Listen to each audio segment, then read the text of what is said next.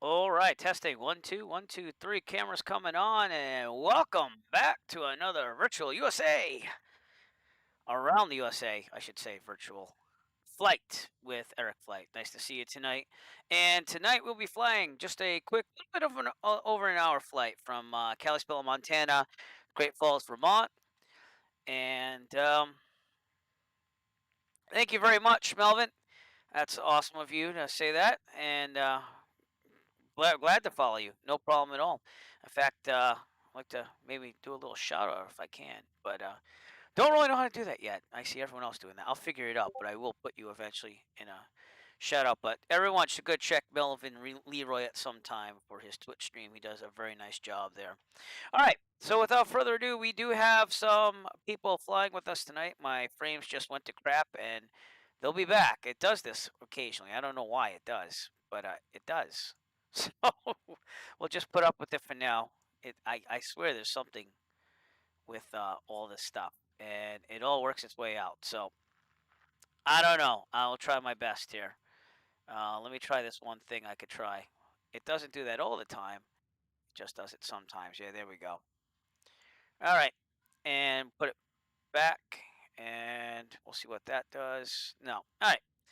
So without further ado, let's start up the plane and get out of here. But we do have my friend Fritz with us, who's joining us on Microsoft Flight Simulator. His nickname is Fricky, and he was here earlier, so I'm hoping he's still here with me. I don't see him right now, but we'll see what's going on. Is that him out there, actually? Now that I see him? Nope. All right, he was here, and he might be back. But let's get started up here. It's been a long day of flying. I actually flew for real to Denison, Connecticut from Plymouth, Massachusetts today for another cross country. It was a nice little airport. Wasn't much to it, though. All right, fuel's on. Fuel's at 100%. Just going to double check that, but I tried to get everything done in advance. Nope, because I had to reload. So thank God I checked that again. And this is stuff you'd see in the pre-flight. You'd actually check the fuel tanks and put the fuel hawk in there and everything. But all right, seat track back lock, avionics off, autopilot off, throttle 1/4 of an inch. Give you a look at what we're doing here. There we go. All right, mixture full lean, brakes are set, master on, beacon on. All right, fuel pumps going on. Full rich, 1, 2, 3, 4, 5, full lean, pump off, clear prop, mags to start. Here we go. And it's burned, so that's good to see. All right, oil pressure is in almost the green. It's always like this. It doesn't matter what I do. It's always like that. And again, I'm sorry if this stutters on the frames a little bit. I have no clue why. Let's put some nice music on in the background. Yeah, let's get this flight started. All right, flaps are up. I'm going to double check that because sometimes they're at 10%. I'm also going to make sure that this throttle quadrant's working properly, which it is.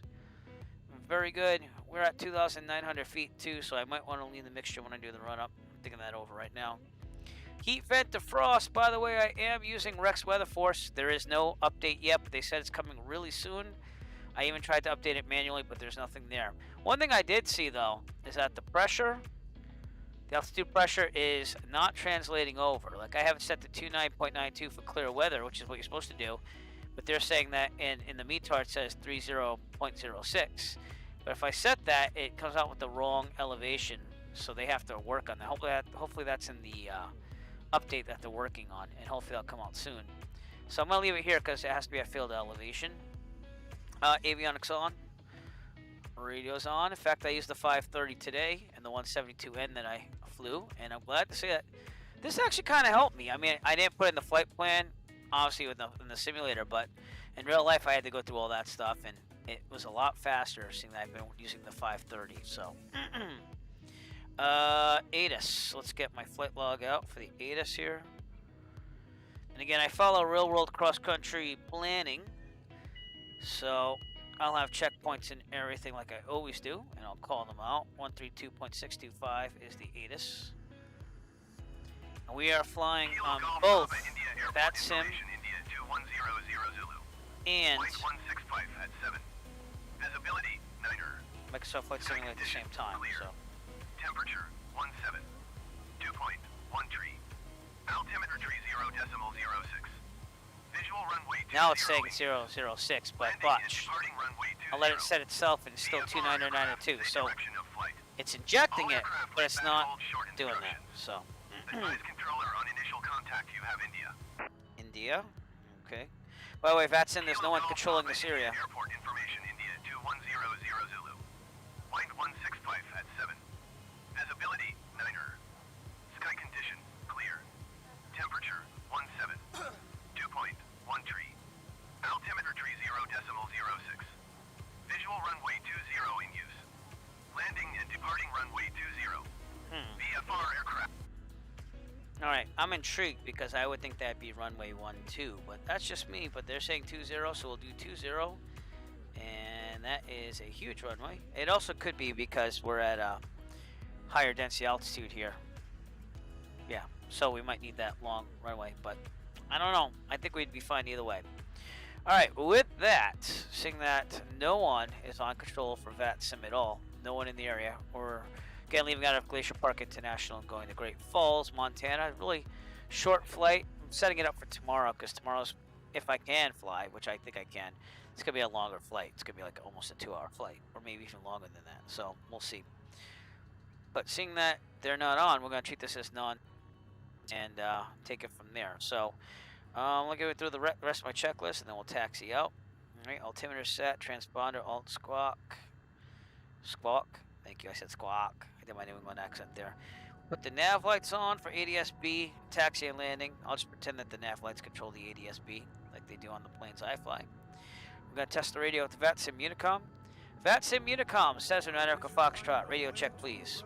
I doubt anyone answers, but we'll see. And that's what happens when using VATSIM. Taxi light brakes, we'll test them on the way out and run up near the runway. So let's head out here. I'm probably going to take Bravo all the way down. Right around Bravo 2, we'll do a run up. So with that, we're going to look left.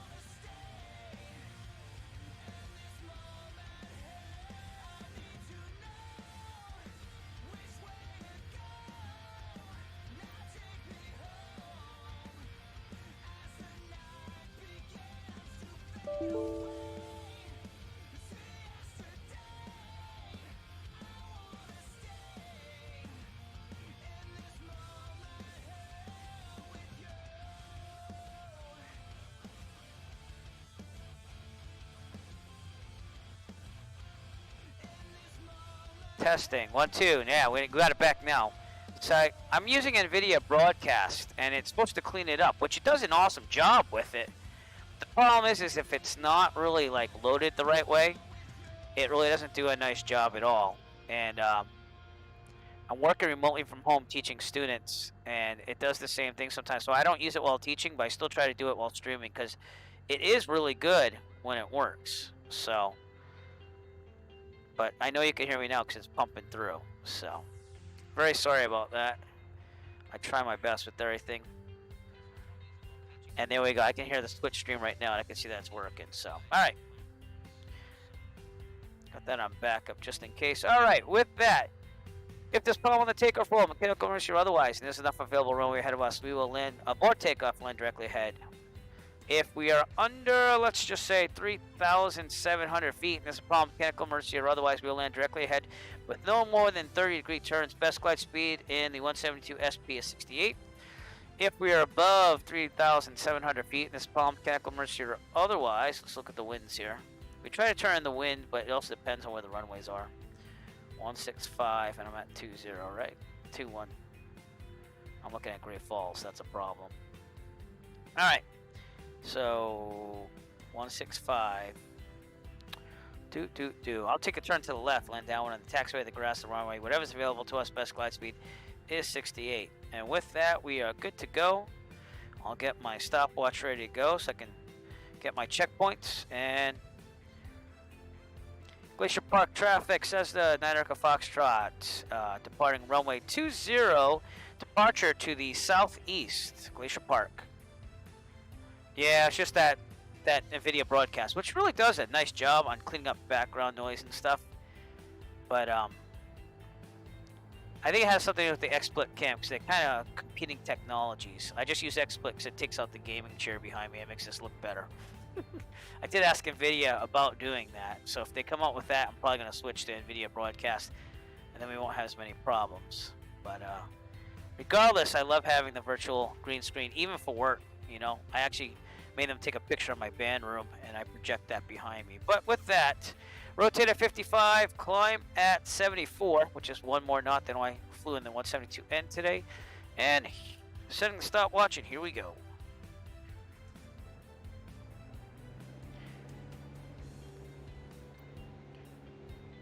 We're also going to deviate the aileron, well, turn the aileron towards the wind a little bit for correction here on our takeoff. But the 172N today had some kick to it, and I know it had like the longer range tanks. I had like 50-something gallons of fuel in it, because I always try to fill if I have the time and space. It's just the safe thing to do. But even taxiing that thing back, like pushing it back with the tow bar was it was quite heavy. So need some muscle for that, you know. All right, we're off. We're gonna drop the nose just a little bit as we keep climbing here. I'm gonna gain some speed. Remember, these denser altitude airports, I probably should have checked that. I'm going to lean the mixture to get extra RPMs. Probably should have done that in the run-up, like I said. But it's all right. We got it going now. 74 knots or so. Best climb. That would have been good. Again, I know to do that. It's just that when I'm flying out of my home base of Plymouth, Mass, it's not very high-density altitude. So we'll keep leaning enough. We fixed the problem. We're still okay. Nothing's going anywhere. All right. If you're wondering what I use for an electronic flight bag, I use what I use in the real world, which is Avare. A-V-A-R-E. It is free, and it is for Android. So if you see me looking this way, that's what I'm looking at. And I used it even today's flight, even though I had the 530 just like this in the plane. And I have video. I have to edit that. I have 2 videos to edit before that, so I have quite a lot to look forward to on the editing process for the Eric Flight channel. And again, you can see all those videos on Eric Flight on YouTube, but we also archive all these live streams as well. So we try to give a little of everything. Real world aviation with simming. And actually only started streaming on Twitch in June, figuring, hey, I'm going to fly these flights anyways, why not share them? So it's been very good. Again, flight today should only take about an hour and 13 minutes. That's what I planned from the real world winds aloft. We're now going to take a turn to the left now that we're right at the top of pen altitude. Clear on the left, clear on the right. Standard 45 out of here. Then we'll take a turn to the left onto course. So, right about here. Little right rudder, come out of that turn. Good. And we'll keep climbing again. Cruise altitude today will be 11,500 feet because we are going to be crossing some mountains ahead. And that's what you got to look at here. But the weather was clear. It's pretty good weather from what I saw. And take it as it comes. So, all right, we're going to look to the left. And we're looking good, so we're going to turn left on course. We're also going to start climbing at 80 knots. That gives you enhanced cooling on the engine and a better viewpoint over the nose. So, and it says the bearing is about 97 degrees on my GPS. I calculated 100, so we're right in the same ballpark.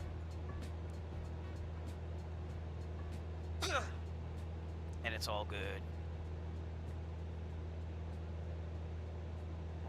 We're going to go a little bit more than 100, so that way we get back on the direct track, because again, that's when you overfly the airport, which is behind us. So go about 90 degrees or so. And we'll keep going with this. But today I only got up to 4,500 feet in real life with that Plymouth to Danielson, Connecticut flight. And that's because we had some cloud cover there, but it was still a nice flight. It was very, very clear on the visibility. It was enjoyable, honestly, you know, to fly that 172N. The only thing I don't understand about the 172N, at least at my flight school, is it feels very narrow compared to the other 172s. So I don't know what's going on with that, but we're going to trim up now so I don't have to keep back pressure on this yoke here. And as soon as I get a good climb here, take a look outside. I want to be climbing at 80 knots though, so let's go. Here we go. Look for Fritz while we're on here too as well. Right behind me. Beautiful.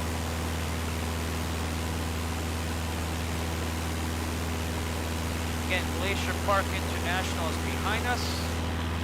We're going forward. Is Fritz going above me? He's very close, put it that way. If it wasn't you, I'd be more worried.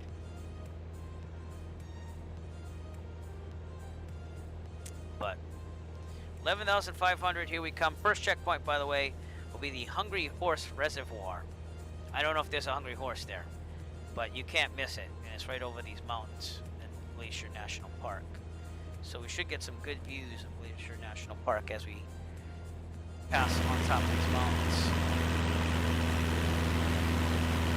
This is not real time, by the way. I have real world weather through Rex Weather Force, but I wanted to make it more of a daytime flight, and it might get a little dark as we get to Great Falls, Montana. So we'll have to see.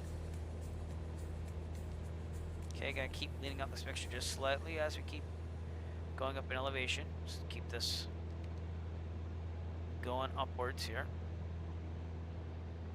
That's the tricky thing with flying in higher elevations, is that you have to really have a good grasp on the mixture, like I didn't have when we first started. Because remember, I said I'd check maximum RPM in the run up, and I didn't do that. And I'm taking off. I'm like, why ain't I climbing? It's because I didn't lean out the mixture, so did not get maximum RPMs. But we fixed that halfway through. That right there is a real old flight, EJA 408. And what I like to do, and I already have it loaded up just for times like this, is I check up that in my flight radar 24. So that was what? EJA disappeared, so I don't know. Well, we'll have to see. But EJA, no, see, now I really want to know it. No, I can't get it, but it's cool. Alright, we'll still climb around 80, and if we see another one, I'll try telling you what it is, because if you go to Flight Radar 24, which is an app, it tracks all live weather, live traffic in the real world, and it tells you what type of aircraft, what airline, if it's a private owner. So it's pretty good. Also today in the 172N, and we had the 530 in there, just like this. So the simulator was really helpful with this, just to get reacquainted with it. I haven't flown that in a long time. The 172P does not have any GPS in it, but I set it all up, direct track, and I followed it, and it was perfect. So I felt very accomplished, because last time I was getting mixed up in my head with it. And luckily I wasn't like in many towered airspace trying to work it out, but that's what you got to do, is you just got to look at it and go, okay, you know how to use this. It's just a matter of, how do I enter that? Oh, it's this button. I kept pushing the cursor button instead of the enter button, and that was my biggest issue. I was like, this is dumb. But we did a nice job with it today. So, gotta go right over these mountains. So let's make this happen. And mountains are about 7,528 tallest peak. So we'll see what happens. I'm not quite there yet. If I have to, we can climb at VX, which on this is, in fact, I'm gonna start doing that. 62 knots. So we'll angle this up. That's best angle, not best climb. But remember, 74 is best climb, so we'll just go a little higher. Keep climbing and leading that mixture out as we go to keep those RPMs pumping. Look at my EGT gauge, which is right about there, usually, at top of peak. And just keep climbing here. Oops, sorry. Just turning this EGT notifier right there. Thank you. There we go. We're getting a good climb now. Fritz is right below me. Nice to see you, Fritz. Looking good. And we might have some more people join us. I posted and I said, hey, you know, if you want to join us, go ahead. I'm not against it at all. And that's why I keep the Microsoft Flight Simulator multiplayer on with VATSIM. But I will fly air traffic control and VATSIM. That overrules anything Microsoft Flight Simulator for me. But Hungry Horse Reservoir coming up soon. And I'm supposed to get there in 22 minutes total. That's what the top of climb calculated in. So seeing that we're going to 11,500, I said 12 minutes for that. And then it's whatever the range was for the Hungry Horse Reservoir. But we'll see it coming right over these mountains here. We'll take a closer look at it. So nice scenery all around.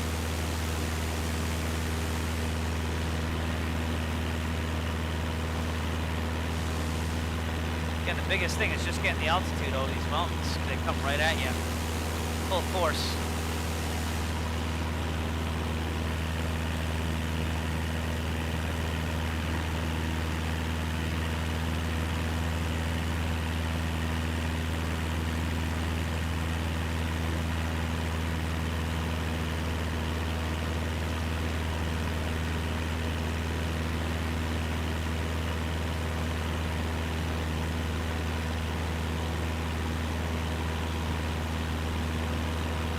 Sorry, I'm just telling the Marty from the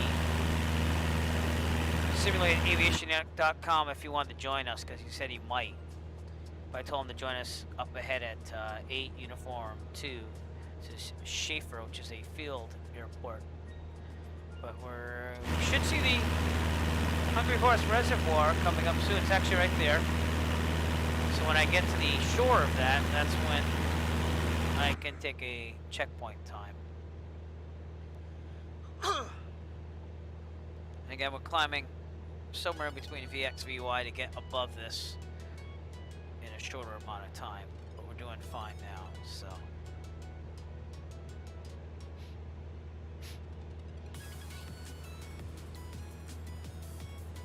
So remember, if you like to chat, you know, feel free to chat. If you like to just sit back, relax, go ahead. I hope to show you some good scenery along the way here. And yeah, that's all I can say right now. Remember to follow on Twitch and like and subscribe on Eric Played on YouTube, if you will or can, because that would help me immensely. I'm trying to get a lot more followers and subscribers and get things going even more. But we've been really blessed lately. A lot more people tuning in usually, so I appreciate all the people that tune in. So 8,700. We'll lean out the mixture a little bit more for that EGT. It's right about there. And we're almost on the direct track here, so then we'll turn to like 99, 100 degrees. The other thing that was cool too is that if you have this on GPS mode, I don't know if they'll do it in the sim, but in real life today, I never really noticed this. It'd pop up with a message. It'd say message, and you hit message, and it would say set your VOR radial to whatever degrees it was to intercept the direct track. It's not doing it on the simulator, but I thought that was cool because it's like, oh, cool, set it to 100, okay. And I just thought that was really interesting. I messed around with it more today, feeling a lot better about it, seeing that I did the simming so much, but this doesn't have some of the functions that the real world one does still. So I believe they said they were going to work on that. So we'll see about that.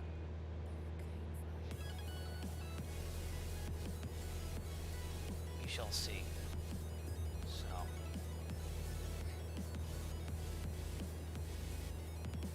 there's the Hungry Horse Reservoir. Let's get a better look at it. Can't miss that checkpoint, can you?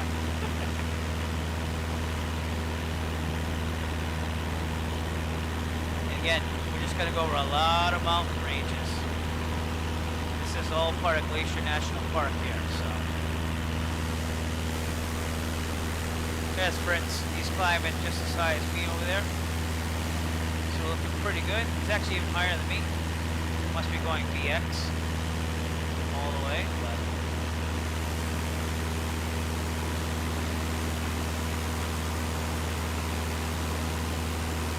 the other thing that I've been spending time on, by the way, too, is learning how to repaint these aircraft. I am currently trying to make an Eric Flight livery like I had for Prepared version 5. So I don't know how that's turning out yet. You have to use like Blender. Then it kind of maps the whole colors and stuff that you colored through Blender. I'm used to just putting like a texture file in Photoshop and then editing that, but it's really intense for this because they go after a lot more accuracy. So you actually have to put the model in that you want to paint, and then you have to say I want to paint the fuselage, and then you start painting in the 3D program, and it looks just like it would hopefully when you end up with it. But at the same time, it's like you don't know, and it's making the texture file on the side, so you can still edit that after if this is making sense to you at all, and then try to make it. But I'm gonna see how it works out. I still have to do the tail portion, and then I think I'm pretty much gonna install it and see what happens, because it's just a lot bigger process than it used to be. And I guess once you get it down, it's a lot better. But I would like to do that. And as far as the cockpit, I don't think I'm gonna touch it this time, except for maybe try to put an Eric Flight logo in there like I had in the old one. So we'll see. Give it a little class or something. All right, we're almost at our checkpoint. That's when we intersect the Hungry Horse Reservoir here. And I currently have a flight time of about 16 minutes. And I said we'd be there in 22, so it might be doing that. Oh, that's okay. It might be the difference. Yeah. Again, we're using Rex Weather Force. But they have to fix a couple things in this. But they do have the winds aloft right here, so maybe that it's different than what you have. But don't feel bad. Even if you go in front of me, I'm not gonna feel bad. So we're just going direct the whole way. So I'm just hitting those checkpoints first. I'm practicing cross country like I did today in the real world. So there you go. We're almost at the coast there. Hit that. Take a time. But yeah, today's flight, 53 nautical miles to, and then 53 nautical miles back. Cost me about $250. So it was supposed to be a cheaper flight because across country to count should be 50. And I thought, oh, we'll just do like 3 miles over. It'll be great, you know, cheaper. And it was only 1.9 flight hours. It's just that I took the IFR equipped 172N at the flight school, and that's $135 an hour wet. So, but again, it was a joy to fly. So either way, it was good. So and my next real world flight should hopefully be Saturday. And I'm gonna take up a another friend from my flight school who still hasn't gotten his private, but hopefully we'll get it someday. He flies the Piper during his lessons, and he just hasn't been consistent, but we're going to try to get him there. So.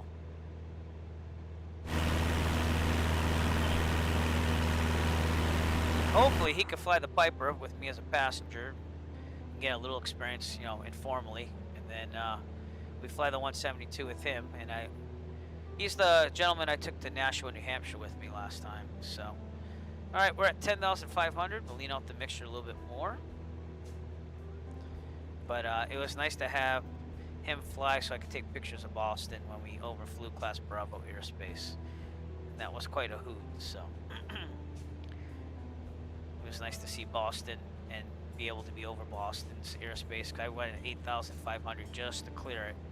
I think the ceiling's like 7,000. Might even, yeah, 7,000. So I deliberately did it that way. But we're gonna lower the climb now that we're up high. But on to 80 knots again.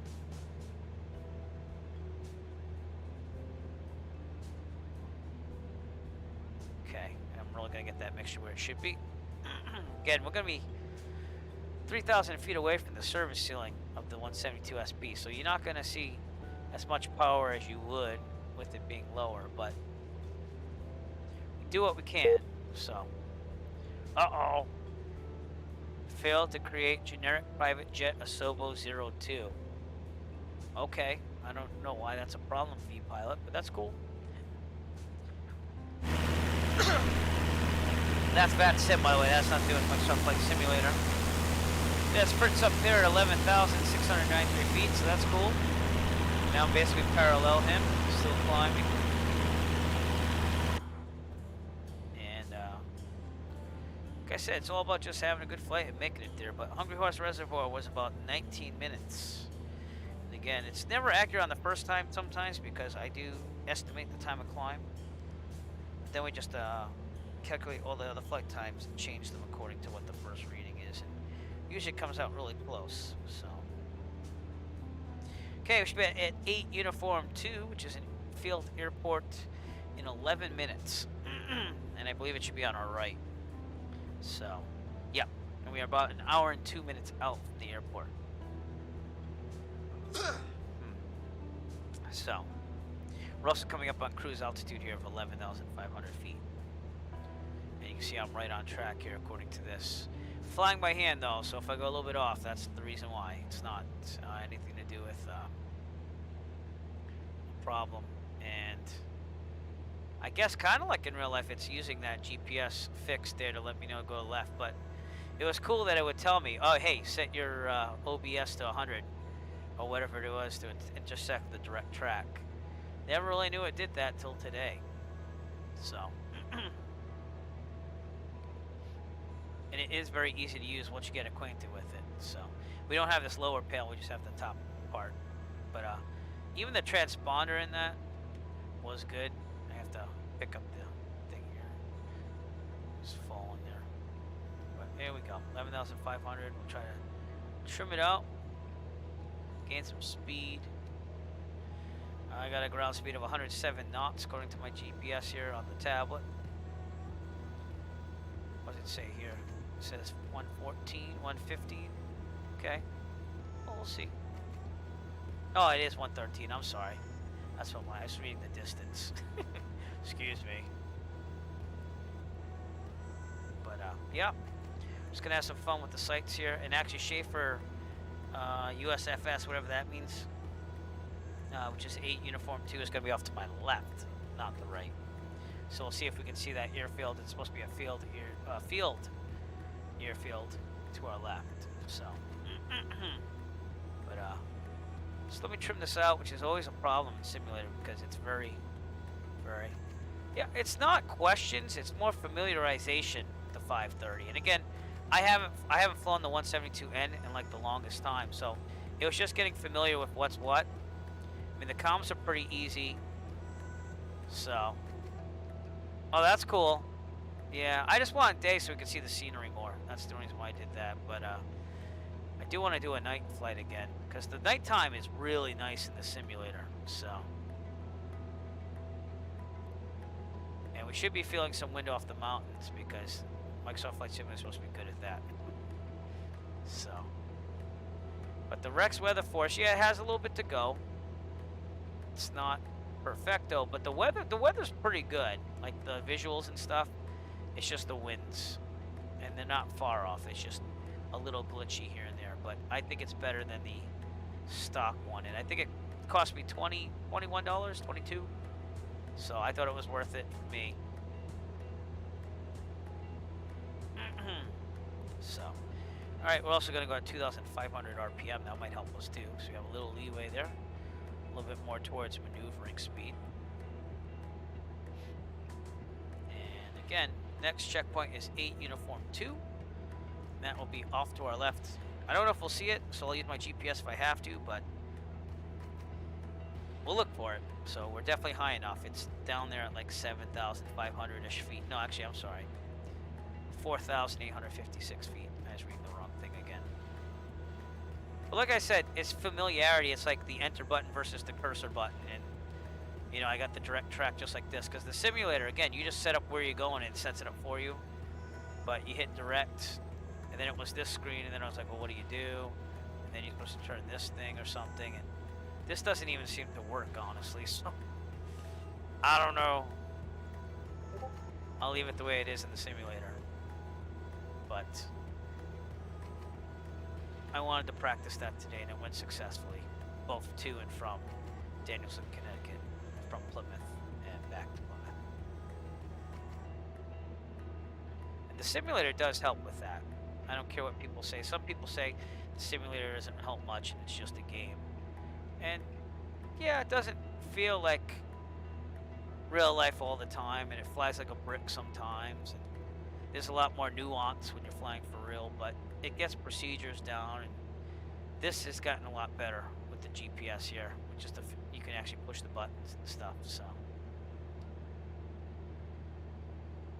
but Fritz, hey, let me ask you something, because I was intrigued today. Now, in the 172P, I'm a short guy. I'm 5'4", really 5'3.5", but I round up to 5'4".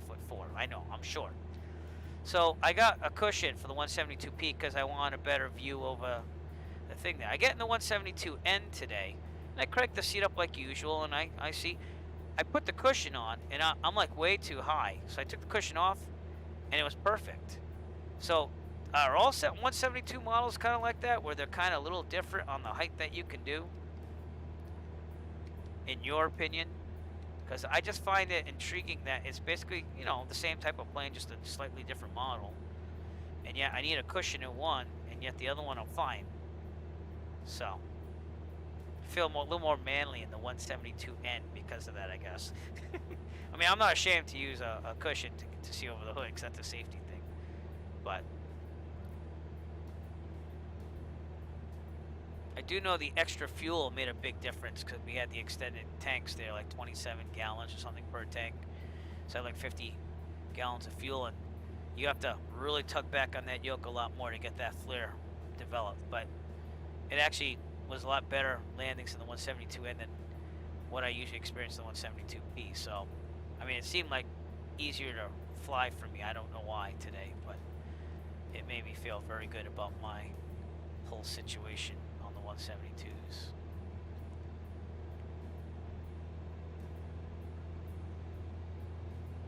Trying to keep this up there. So let me know, Fritz, if you have any ideas about that. Okay, 8 Uniform 2 is coming off our left over here.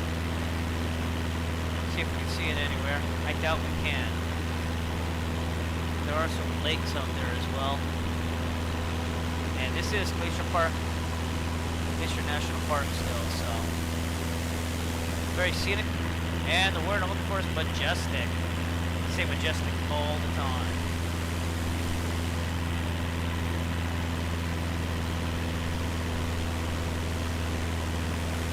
And Fritz is joining us tonight. Fritz 747 is Fritz, everybody. So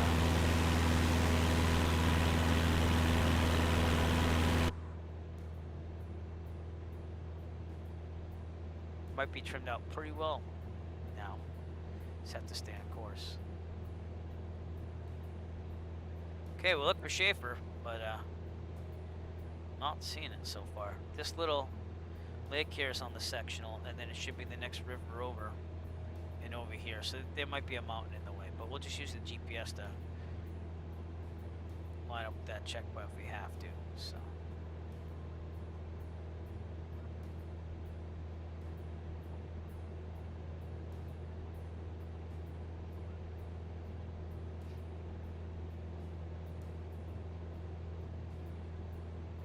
Definitely windier up here in the mountains, which is why it's making it hard to trim.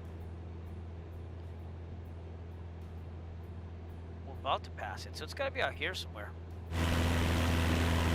Send out the drone. I need to get like a sound for that. Of course, I can't fly the plane while I do this, but it's cool. Let's see if Schaefer's out here. There it is. It's right there. It's that airfield right there. So cool. All right. It is out there. Well, let's see if we can see it from the plane. Oh, yeah, we can. It's perfect. All right, cool. Well, probably going to be like 29 minutes. And those updrafts are really getting to my plane right now. So we'll angle that down. Not too much. This trim is so sensitive. So sensitive. I said 30. We'll just call it 30. 30 minutes. Next one is the Rocky Mountain, which is a mountain that I think is off to our right up ahead. It's on the sectional, has a peak of 9,392 feet, hence why we're at 11,500. We're supposed to be there if it actually trims out right. But it should be one of the taller peaks, maybe that one. That's what I'm thinking, but we'll see as we get closer. So.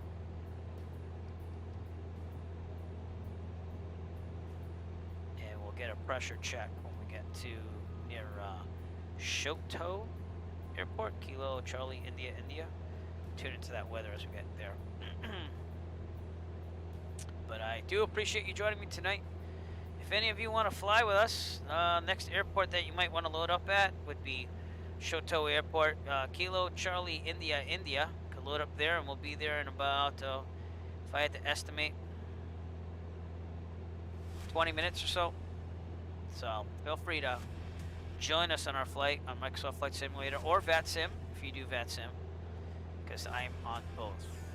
And there's no air traffic control right now in this area in VATSIM, but this is a continuation of my Around the USA flights. We started out in June, Plymouth, Massachusetts. We went around the perimeter of the United States, going to the west, going north along to the Pacific Northwest, and now we're on our way back to Plymouth, going east. So it's been quite the adventure. And it's the second time I'm doing a flight like this.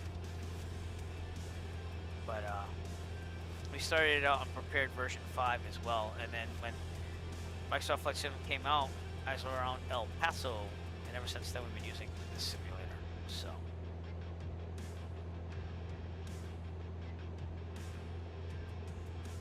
but feel free to chat, anything you want to know, questions. If I can answer it, maybe Fritz can, who's flying with me tonight. Back there.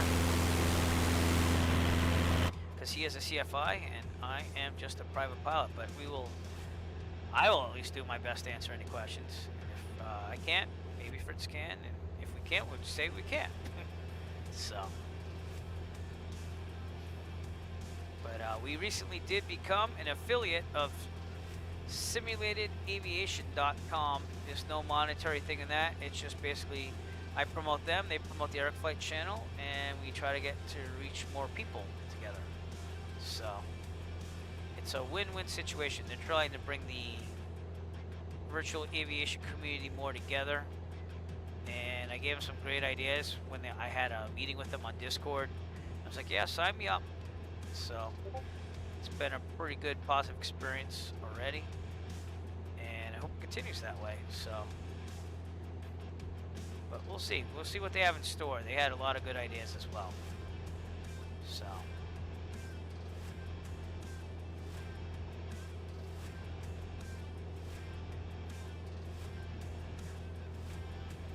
beautiful sights here at Glacier National Park, and we're looking for the Rocky Mountain. It says Rocky Mountain on the sectional. So it'll be off to our right there. So it'll be a tall peak of 9,392 feet. So I can miss that, but again, I will use the GPS if I have to kind of locate that.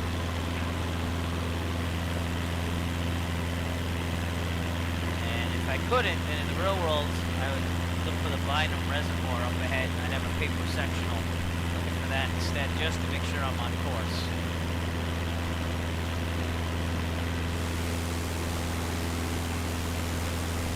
Some nice green color here on top of the mountains.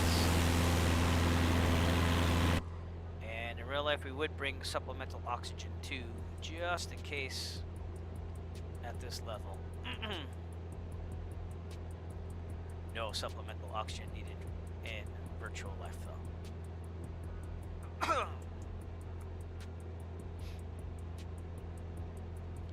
We're making our way there. If you see that gold bar on the top, it kind of tells you our percent of progress here.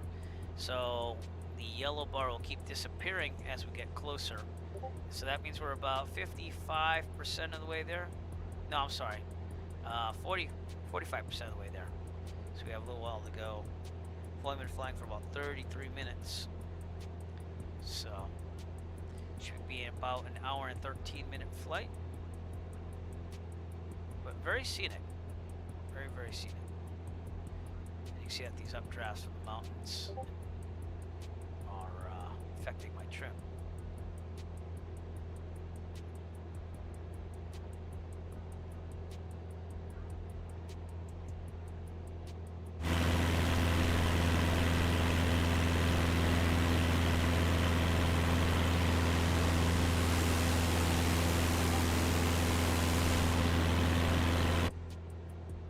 I will let you know how that repainting of the aircraft goes, because we had a couple good tutorials on YouTube. It was a lot. I'm not a Blender, which is a 3D editing software. I'm not a Blender really knowledgeable guy. I was using SketchUp back in the day to do 3D models, so I get the concepts, but there's a lot more options on the menus for Blender, and that's supposedly the way that you start painting if you don't have a template, and then you make a template. So it was really involved. I'll say it that way. Really involved, and this indeed is kind of tracking the GPS direct track there. So just like real life, but it didn't give me that message and tell me, hey, turn this to the right degrees there.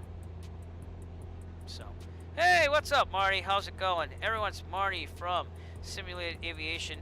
We are, I would load up at Kilo Charlie India, Shoto Airport. We're just about to get out of the mountains, and then it's going to open up over there, as you can see ahead of us. So Shoto is going to be up ahead. You probably have a good 10 minutes or so before we hit there. And then I'll give you a place to start from.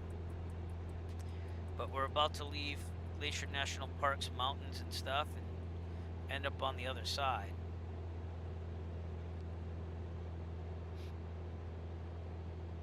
Yep.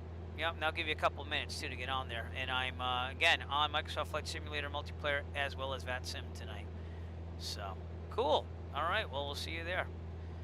And everyone, that is Marty from Simulated Aviation. He did want to fly with us tonight. And again, welcoming anyone. Same thing. Kilo Charlie India. If you'd like to join along. If not, thank you for watching, and feel free to chat at the same time.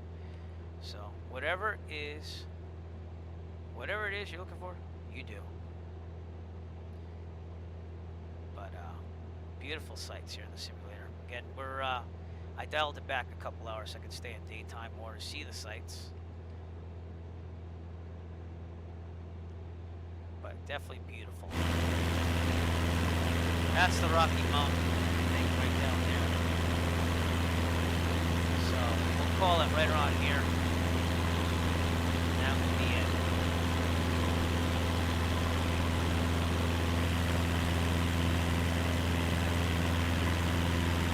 I mean, it's on the sectional, so you think that you'd be able to use that as a checkpoint, right? The peak there. So.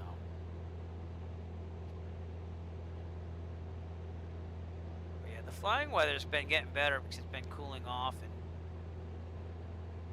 it's a little clearer. Again, in real world today, it was just a little bit of cloud cover at like 5,000 or so, 4,500. So, this is even clearer than it was where I was flying today in real life. So.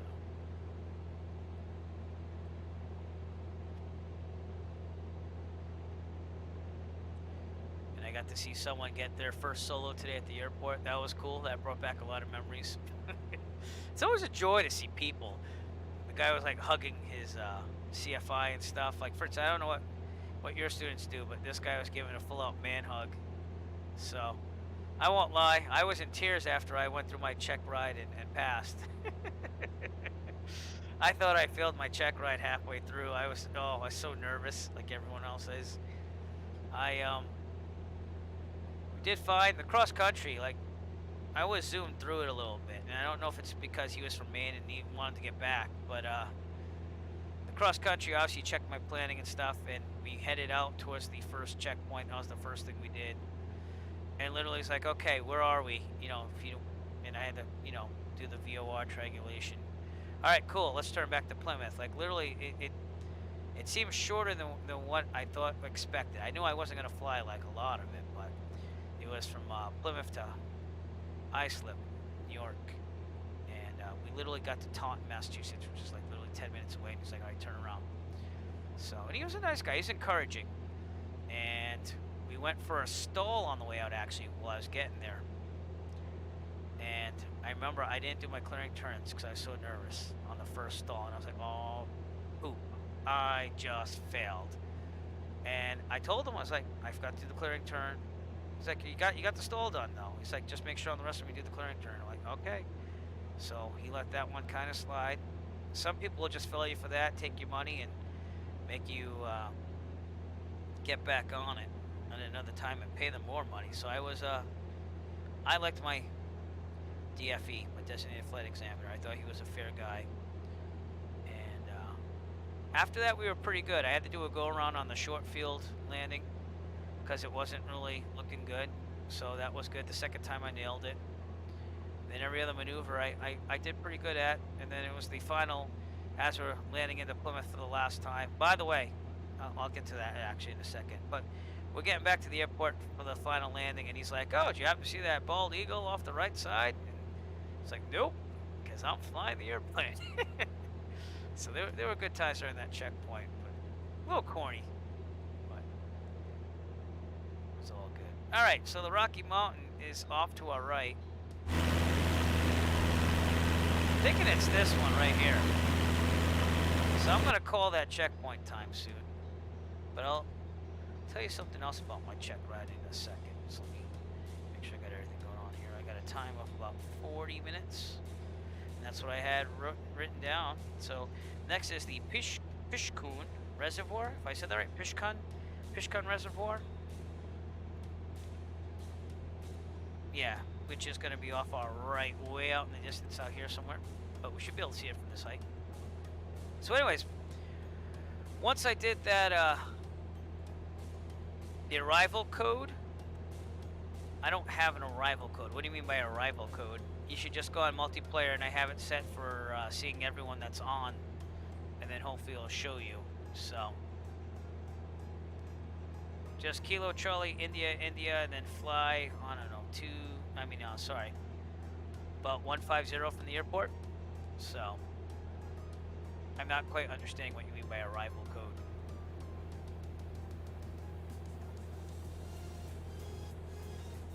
Oh, you mean the arrival of the airport? Sorry, Kilo Golf Tango Foxtrot. I think that just went through my head. So anyways, after I did that, not really, I just went direct from Kilo Golf. Why can't I think of my thing here? I have a little cheat sheet right here. Papa, India to Kilo Golf Tango Foxtrot. It's just direct. Yep. So anyways, I thought I failed. And like literally, I'm on taxiing back after that missed clearing turn. And I'm like, maybe we should just end this now. Because I thought for sure, he's just going to fail me. He's just going to make me go through everything. He's going to pass me on what I passed. And he's going to say, you have to take it over again. And he's like, well, you make the decision. If you want to cancel, if you want to stop it here, we can. He's like, but I want to get her up that easy. I'm like, I don't know what it was, but I got like a second wind from that. Like this guy was just like, you had to show what you need to do, but he was almost like rooting for you to be able to do it. So, and that was it. After that, I was spot on with the whole process. There was nothing I was really deficient on.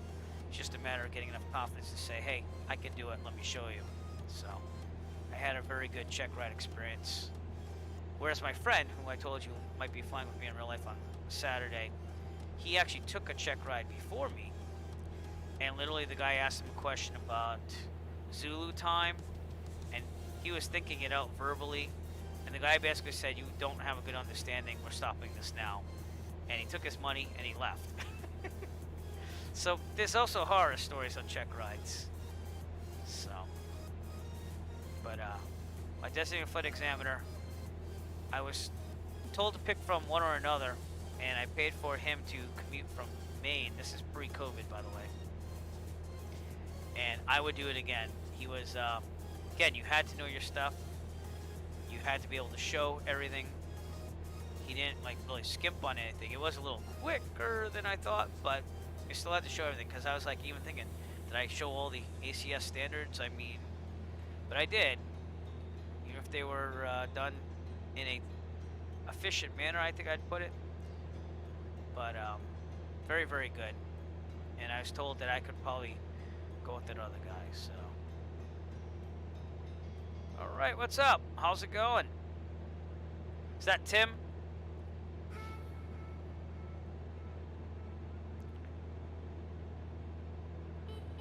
Again, our next checkpoint will be the Fishcut Reservoir. It's actually right up there in the distance. And I knew what happened was is the mountains kind of die down here, and then bam, everything goes down to like 5,000 feet. So, pretty good. It's going well. Going well. The weather's pretty good. I haven't set back a couple hours, so I'm not real time, but I have real weather on, and it's been clear and beautiful.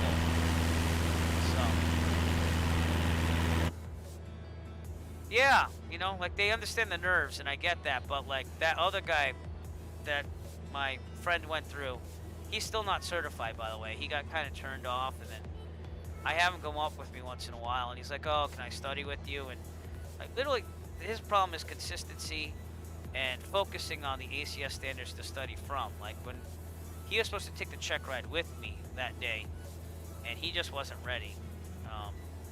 We had the same flight instructor, and again, the flight instructor was kind of a friend of mine before, because he used to work with me as a coworker, and he's been doing it for a long time. He's a gentleman in his 70s, but I trusted him. He's like, you're ready, because you know that whole fear of I don't think I'm ready or whatever. But also, the written, I got an 88 on it, so I don't know if that factors in.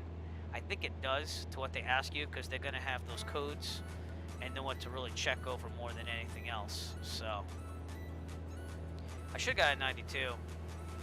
I just was really nervous, and I forgot the transponder code for hijacking, which was really dumb of me, because like that's the easiest thing ever.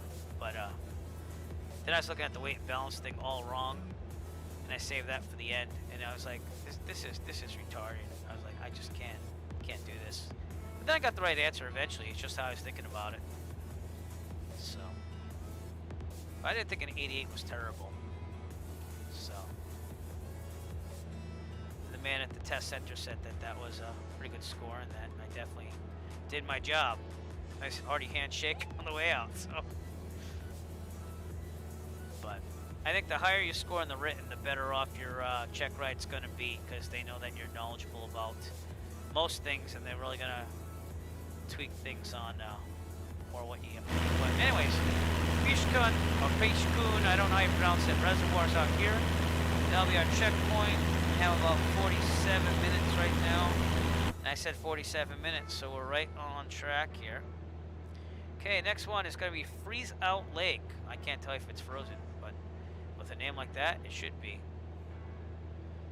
Yeah, but he kind of does it to himself just a little bit, because he needs to apply himself on the study. I mean, who likes to study books and stuff? Not a lot of people, but he wasn't answering questions like, hey, there's this dash magenta line around this airport. What airspace is that? I mean, that's kind of like, and then he would show up like an outdated sectional, and like, you can't be doing that, you know? It shows, I mean, the problem was he came from a different flight school, so, yeah. So my oral again, I was ready for like Armageddon on my oral, and I'm not saying it was easy, but it was easier than what I was studying. I over prepared, but I'd rather be over prepared than under prepared. He made me do like a weight and balance. He asked me about the privileges of the license. And this is like almost a year ago, so it's gonna take me a while to get most of it out.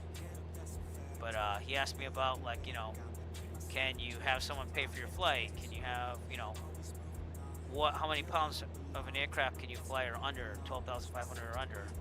What would that be a good idea? Like he even threw that in. He didn't have to, but it's not a good idea because of insurance purposes. So stuff like that. But the oral was pretty good. I was just really nervous on the weight and balance again because I was an idiot. And he even encouraged me on that. He's like, I've got like the whole POH for the Cessna there. And I'm trying to do it like the way where they give you the weight and the moment, and then you kind of look it up on the chart.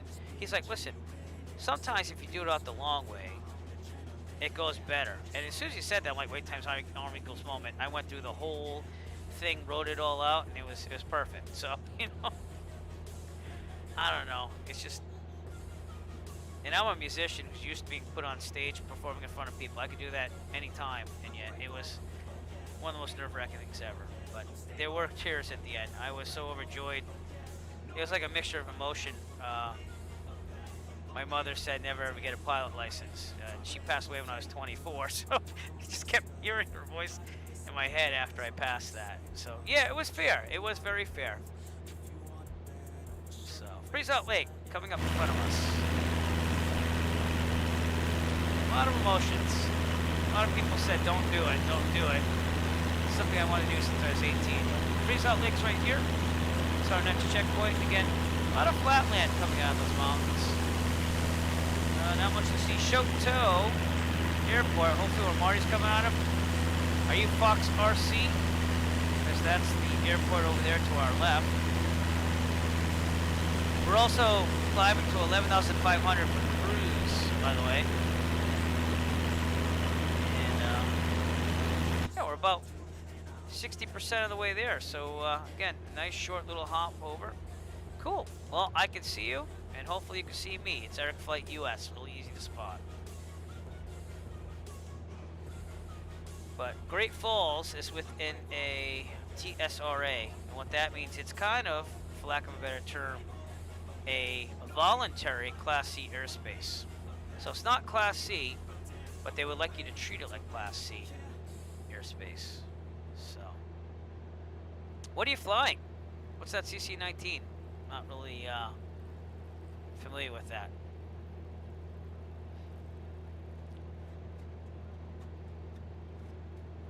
Dan Marty's with us from Simulated Aviation, which I am an affiliate of. You might see the banner below the Carbon Cub. Oh, cool. Makes sense now.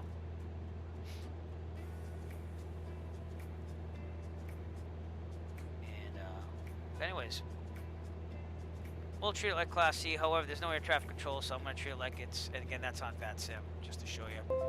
We're in this big hole of no air traffic control. So we'll treat it as a non-towered airport, for me at least, but we will get the winds pretty soon. And also start our descent as traffic pattern altitude is 4,700, around there. So after I get over Freeze Out Lake, we'll start our descent down. You know what was cool today about my rolled flight? I got to see gliders take off, and I got to see skydivers. And I took it safe. I went north of the airport just to get a good visual because it kept saying jumpers, and I saw that in the NOTAMs, and I saw it on the sectional. I mean, it said gliding activity and skydiving, but it was cool to see it. I got on the ground and actually just stayed there for a while watching them launch the gliders and stuff, and that was cool. I actually landed right behind a glider. I was like, I'll deviate if I have to, but I was fine. And they took off, and that skydiving operation was very meticulous with their landing. They were right there. As soon as they jumped them off, I saw them arrive in. I got some video of that. Hopefully I'll post that to the Airflight YouTube channel pretty soon. I got 2 videos to do before that. But it was cool to see that much activity at a small little airport. So, Again, it was only 53 nautical miles for me, so it'd save a little bit of money, and it's to be cross country, so I couldn't beat that. So what did I do? I took the most expensive Cessna they had at the flight school. It's all good though. There we go. It's not frozen over, but that is Freeze Out Lake right there. Maybe if it was winter, it'd be frozen. And we have Marty and also Fritz with us tonight. Flying this road with me. I appreciate that, gentlemen. It's always better to have people with you.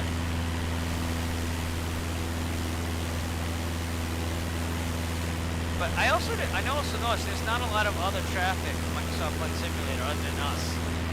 So I don't know if that's just me or... But, it's not much in terms of VAT Sim here either. It's just me and like one other person in this whole center. So... Alright.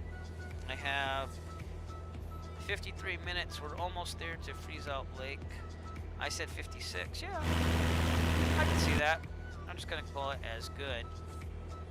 And I had 2 more checkpoints. I had Vaughn, which is a visual checkpoint on the sectional. But I'm going to start my descent now, seeing that we're so high. So, cruising descent. We're going to go at 2,100. We're also going to monitor the mixture as we go down here. And we'll just keep it on course. So, yeah, it's just really weird. Usually you see tons of traffic on Microsoft Flight Simulator. But, maybe it's something that we're just in Montana and it's kind of desolate. But, looks a lot better than Prepared version 5, I'll give you that. Because that was, it was a little boring, to be honest with you, going through, Prepared version 5. And I had all the Orbex stuff.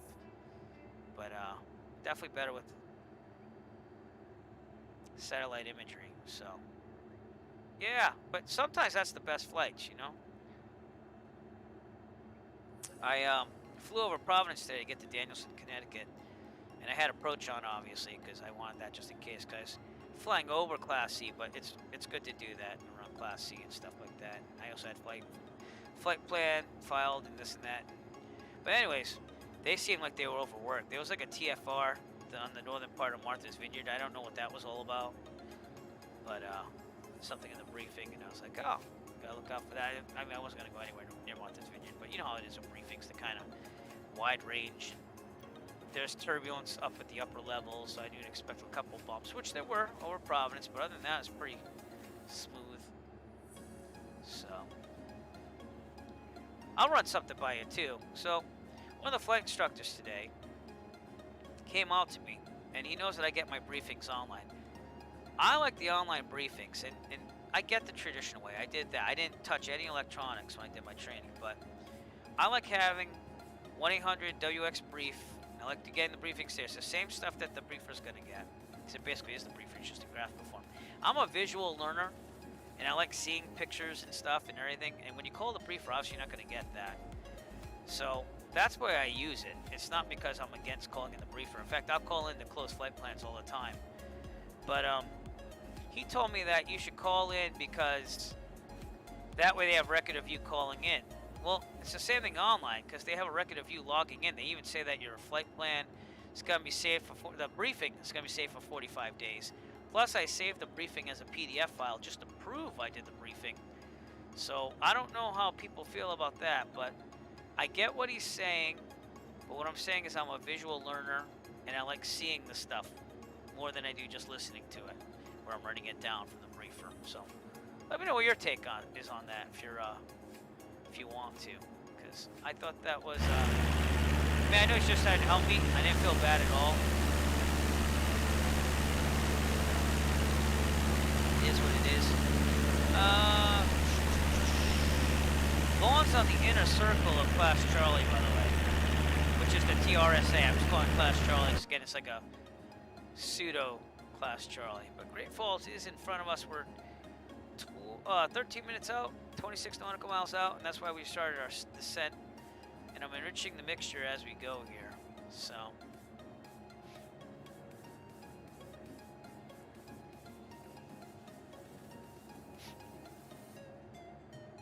again, 2,100 RPMs or so to do a cruising descent into Great Falls, Montana.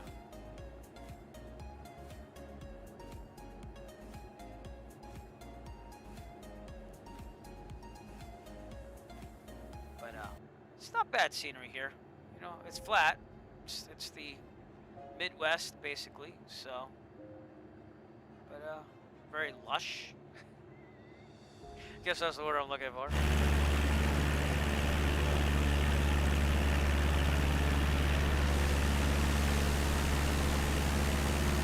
And again, we have Marty and Fritz with us tonight, flying with us. Back there. It is nice. I mean, it's not the most beautiful I've seen, but it is a nice area. I will give you that. It's redeemed itself with the satellite imagery to me, at least. So we should be straddling Route 89 right here if we can see that.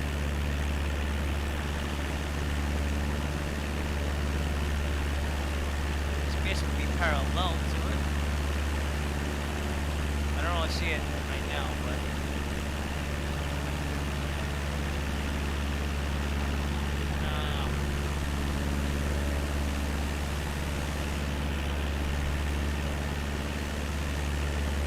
maybe that's it. I mean, it doesn't look like a route to me, but oh, it's right here. Now I see it. That's gotta be it right there. Yeah, that's definitely it. So Route 89 off to our right, going right into Great Falls. So if we have to find Great Falls, we just follow this all the way in. But it's right there. Can't miss it. Very green, very fertile. Fertile. And oh, sorry. So indeed, when I first started this off with that frame drop there, that was from XSplit VCam there, not functioning with OBS, and I just restarted it and they were fine. Yeah, that's the way I feel. Like, I get it. And he's like, you know, because you won't be able to spot the important NOTAMs, but I make sure to go over all. No, I'm kind of like that. If anything, I'm anal about NOTAMs. I learned my lesson when I went to Chatham, and I didn't really read the NOTAMs there, and they closed down the whole taxiway except for one part of it. So I had to back taxi on the runway and go down taxiway Charlie, which was the only one left because they were redoing the whole taxiway. And they're doing that at Plymouth right now too. They're taking out, I think it's Delta and Sierra, or that, yeah, Delta and Sierra, because the FAA said it wasn't in compliance with the clearance from the runway. So most of the time now at Plymouth, we have to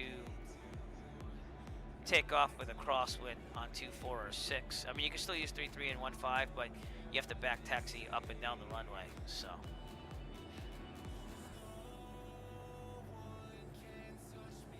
Yeah, no, I agree with that. That's exactly how I use it. And I still make sure I call the briefer every now and then to close the flight plan, just to make sure that I stay on top of that too, because you can get lazy with the online thing. And like literally, it will just text you on your phone, and it'll say, your flight plan, would you like to activate it? And you push 1, and it activates everything. So, and then the close, it'll estimate when you're supposed to be there, obviously. It'll say, would you like to close? And you just push yes, like you do nothing with calling. So that's not always, I get a little paranoid on that when you close the flight plan with that and not a briefer. So, but yes, you do have to know how to call, and I would recommend, if you do go for a private pilot certificate and you are not doing that right now, do not use electronics. Learn the traditional ways, for they will save you should technology fail. I totally agree with that. This EFB came after I got the certificate, and I was using this on the simulator only to get used to it before I even tried it in real life. So then I have redundancy. I have it on this phone, and then I have my paper sectional as well. So, but everything is ready to go. E6B, I love using my Sporty's electronic one, but the batteries die. I have my traditional one there too, and know how to use both. So you gotta do stuff like that. So. All right, we're just about on Vaughan, but really I'm just about getting the Great Falls, which we should see coming up pretty soon. We'll enrich the mixture a little bit more as we're descending. We're at 7,750 feet. And pattern altitude, once again, is 4,700-ish. Let's get an ATIS here, 126.6. There you go. Great Falls Airport information, Echo 2300 Zulu. Wind 215 at 7. Visibility, 9er. Sky condition, clear. Temperature, 11. Dew point, 1 tree. Altimeter tree 0.06. Visual runway 21 in use. Landing and departing runway 21. VFR aircraft say direction of flight. All aircraft read back hold short instructions. Advise controller on initial contact you have echo. Echo. Alright, gotta get the winds again. I Great didn't really hear Falls 'em. Airport information, Foxtrot 2300 Zulu. Wind 215 at 7. Visibility, 9er. Sky condition, clear. Temperature, 11. Dew point, 1 tree. Altimeter tree 0.06. Alright. Visual runway 21 in use. So I got that, but I sometimes think it's hard to hear him on the winds. I think he said 1, 2, 5, and 7. But we're runway 21 anyway, so as long as we're good on that. The altimeter was 3006, we're good on that. And with echo. But again, I'm taking like this as a non-towered airport only because Vanson doesn't have anyone on. So, alright, 2-1.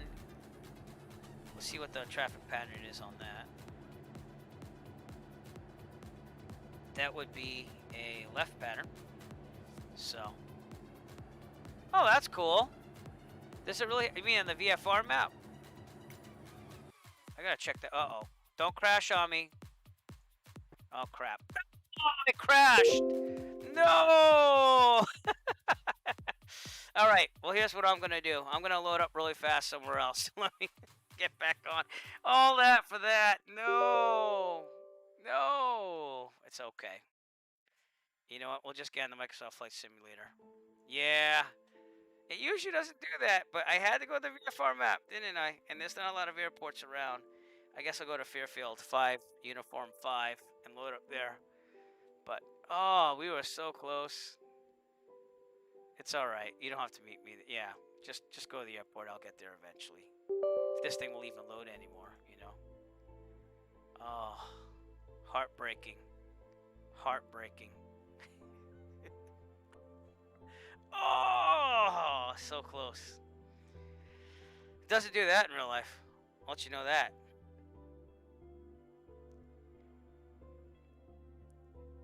Yeah. I wanted to see the traffic on the VFR map. That was the VFR map you were talking about, right, Fritz? And it's funny because Avere will support ADS-B on my receiver that I bought, but it won't do it with the simulator because there's no input for the traffic. It's just basically the GPS only. So, but I'll try to meet you there. Yeah. I have sent in many things on their forums about what they have to work on. They still haven't gotten the taxi lights to be right and stuff. But we'll just reboot. We'll just start at an airport as close as I can get it. And I might do a quick little takeoff and stuff and try to get there, but I'll keep the altitude low and we'll do our best. That's all I could do. And again, if you're watching, I'm very sorry that you had to see that, but I don't control that. So, yeah, I don't think I'm going to be touching the VFR map right now, but I'm probably going to put that into Microsoft saying I tried loading the VFR map, so.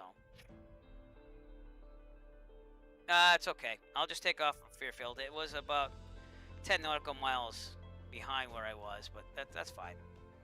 So. Oh, that's cool. You mean like right on the GPS? That's pretty cool. I don't think that was in there before. Is that with the third patch? Did you have the Japan patch in there? Because I had it there, so. I didn't see anything on the 530 for traffic, so. But again, I'm very sorry. We are going to load up at Fairfield Airport 5, Uniform 5, and go to Great Falls from there. And, heck, you know what? I'll even do, like, real time. So, might as well. It'll be nighttime when we are flying. And that way you saw a day for most of the stream, and we'll do it real time right now, which is going to be darker, so. Oh, yeah. Yeah. Microsoft does have a forum where you can post suggestions for improvements. But, you saw the Cirrus with me, Fritz, because you remember seeing me stream a couple times with the Cirrus, and that thing with the prop being in the throttle there was making it all detent all over the place, so that's not realistic. I still like flying the Cirrus, but we'll get up here as soon as we can. get going. I also have to get my GPS thing to sync. Hopefully it'll just sync when it gets there. So, but all right, here we go. 5 uniform 5 to Great Falls. Fairfield. We'll go start right on the runway too and give us Great Falls. Okay. For my weather, I have to keep clear skies because I'm using again Rex Weather Force. So you do clear skies, and just making sure my ATC call sign. I think they save it now, but before they weren't. So we're good there. All players, live traffic. That's so you get the real world traffic in there, and reset because you can't go live, or else it'll overwrite the weather. So, but here we go. And again, if you're watching the stream, I appreciate your patience. I really don't like it when it crashes. I like continuity, but there's not much I can do at that point. So, here we go. On our way. So.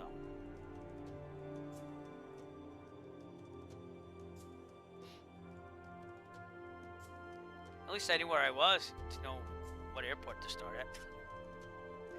But this airport is literally southeast of Freezeout Lake, so if that means anything, that's where we're going to start.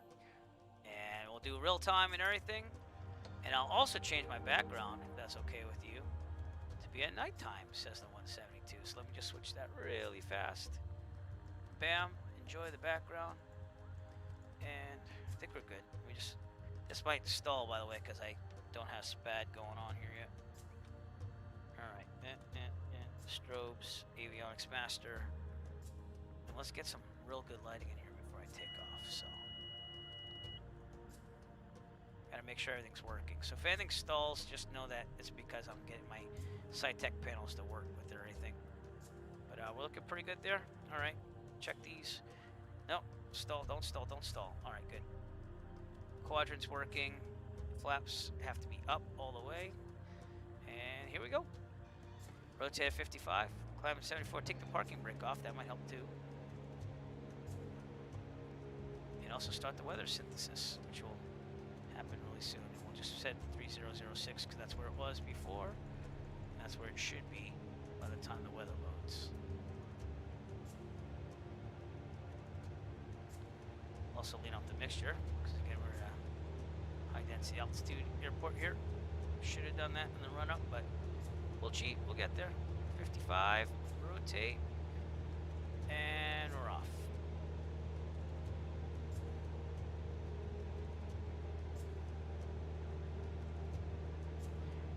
And we'll head to 100. I'm going to cheat a little bit here. I'm going to turn right on course to get us there a little quicker, but in real life we would depart straight out a little bit more. I usually go to pattern altitude and then I look to the left and try to turn left if it's left pattern altitude.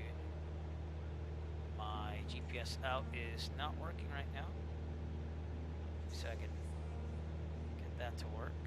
Nope. Alright, so I might have the screen flash for a second, but it's only because I'm getting the GPS out data. So here is the flash.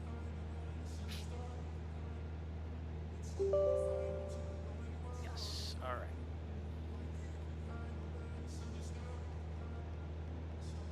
Climbing at 74.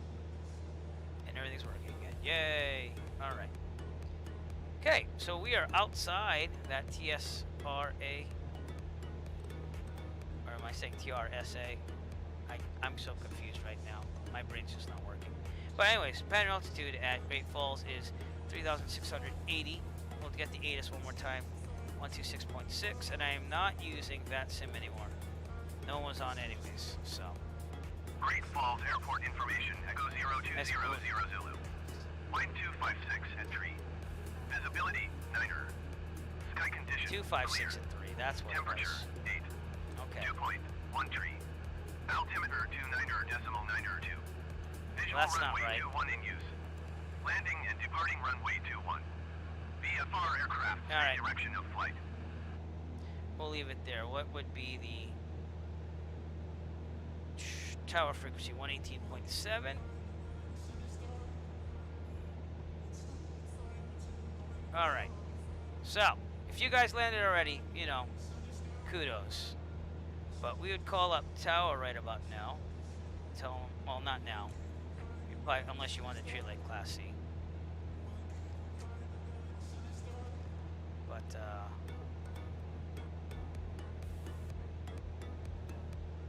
alright.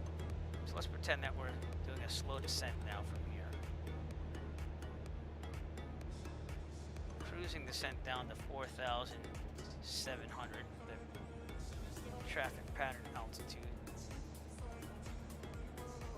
And we are a good 20 nautical miles out from Great Falls. But we will get there, and we will land, and I am not touching the VFR map ever again. So, yeah. You get all excited about a new setting, and you're like, ooh, cool. And then just have that happen. But look at that blood red moon there. It's like an autumn moon. I mean, it's only orange, but very nice. Why aren't my lights on? Maybe they are on. Oh, they are. Alright, cool. How come my nav lights aren't on? I have them on. There we go. You can just shuffle those a little bit.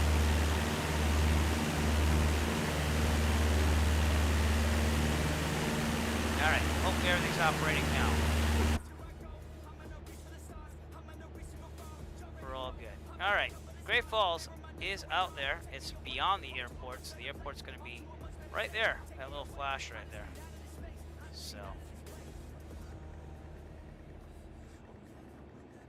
okay, we'll do a cruising descent down to 4,700, so I'll have to trim down a little bit. And I don't see Fritz or anybody, so hopefully, oh, are you? Because I can't see anybody right now.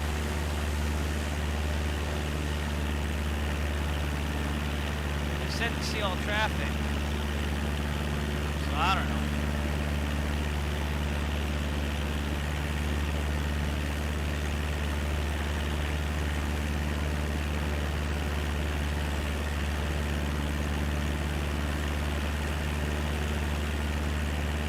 Well, it was going well to that VFR map.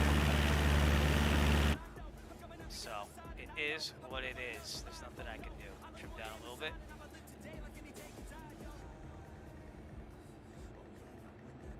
It's okay if you just wait at the airport, or, you know, because honestly, like, I don't even think I can see any traffic for some weird reason. I'd have to redo the server. I mean, I guess I can invite you to be part of the group. What does this say? Oh, cool. All right. Yeah, I got you there. And I'll invite you to group, see if that works. Oops, sorry. And we'll see if that works. But it did say all traffic.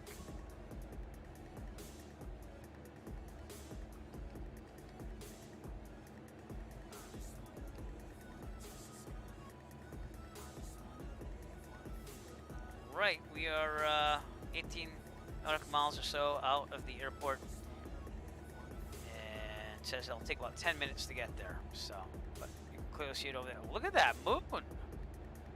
Whoa! Kind of looks like it's like resting on the horizon there, doesn't it? Wow! Awesome.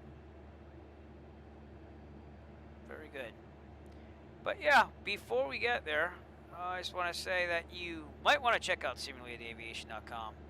There's a lot of resources there for the virtual aviation community, not just the airliners, not just the virtual airlines, but also people like me who just want to fly general aviation. I did all that in my younger years, and yeah, that moon is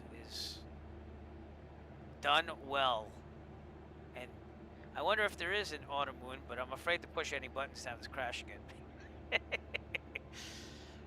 But from last time when I checked the phases of the moon, that does follow the current phase of the moon, much like older simulators, so they didn't get rid of that.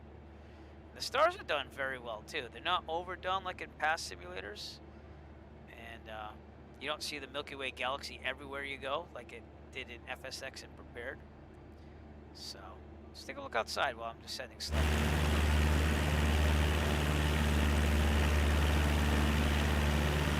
Very nice scenery.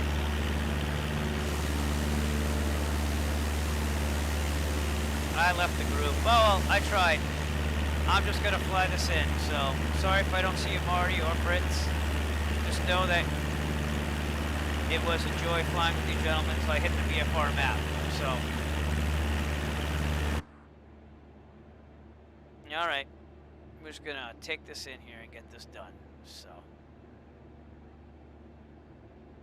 but yeah, Great Falls, excuse me, out there in the distance. And I really like this about the simulator too. It looks like what a real city would look like with lighting and stuff. When I saw that the first time, I was like, that is just amazing, the way they make that look compared to the older Baird and FSX. Like, they did an okay job, but this looks really authentic. I actually like flying at night in this simulator a lot because of the authentic feel it brings with the way they did it. So, but yeah, even the reflection off the glass here, the cockpit and stuff, that is awesome. Let's get an outside air temperature of 40 degrees. Okay. And I'm going to trim down. I was going very slight there on that, but we're getting to the 10 miles out. And you know what? I use the ATC. It's fine. Here's the airport list. Great Falls, where I am. Bam. Pretend like we're doing this in the real world. We'll request a full stop landing. And if anything messes up, I'm just going to do it, take over and do my thing. Echo Foxtrot is 14 miles west with Foxtrot to land. Cessna November 489 Echo Foxtrot, Great Falls Tower. Make left traffic runway 201E. Altimeter 29.9. Alright, left traffic runway 21. So here's the whole deal though. Like, do they want me to enter on the crosswind? Do they want me to fly over and do a 45? They don't really tell you. So what I'm going to do is I'm going to do what I would do in the real world. I'm going to overfly the airport. We're almost at pattern altitude. So what I would do is I'd say Great Falls traffic. They would probably tell me a better direction than that from tower. They tell you how to enter, like crosswind, downwind. The safest way to do it though is 45 to the downwind. So like I said, I overfly the airport, 45 to the downwind for runway 21. And that's how we're going to do this. That's the way I like to do it in the real world. So that's why we're going to gain some altitude here. And jet pattern altitude would be about 4,000, let's see, 5,200. So, you know, no jets. I'll just say around 5,200. Fly above. ATC has something left to be desired in the simulator still. Not that I use it. I prefer VATSIM because you can use voice like real world and they'll track you and it's more authentic. But there is no one here for VATSIM. So that moon is stellar though. Well, like for example, the instructions I just said, make left traffic. Okay, where do you want me to enter? They would usually tell you where to enter. They're not just going to say make left traffic when I have to get to the other side of the runway to make a left traffic, so. Yeah, which is VATSIM. He does VATSIM, I believe, if I'm right. So, but yes, he does have a very good stream there. In fact, I was watching him the other day. So check out Slant Alpha on Twitter as well. And he's also a member of the Virtual USA Flying Club as well. He's a really nice guy. And yeah, yesterday I was a little embarrassed though by eating lunch on his Twitch and taking the camera off. Look, we don't mind, it's just eat. So, I don't know. In fact, I was just looking for my iced tea, but oh, see, I'm gonna go unabashedly drink some iced tea out of this 64 ounces because that's how I do it. So, cheers. I don't think there's anything embarrassing about that. I'm a human. I like to drink stuff. You know?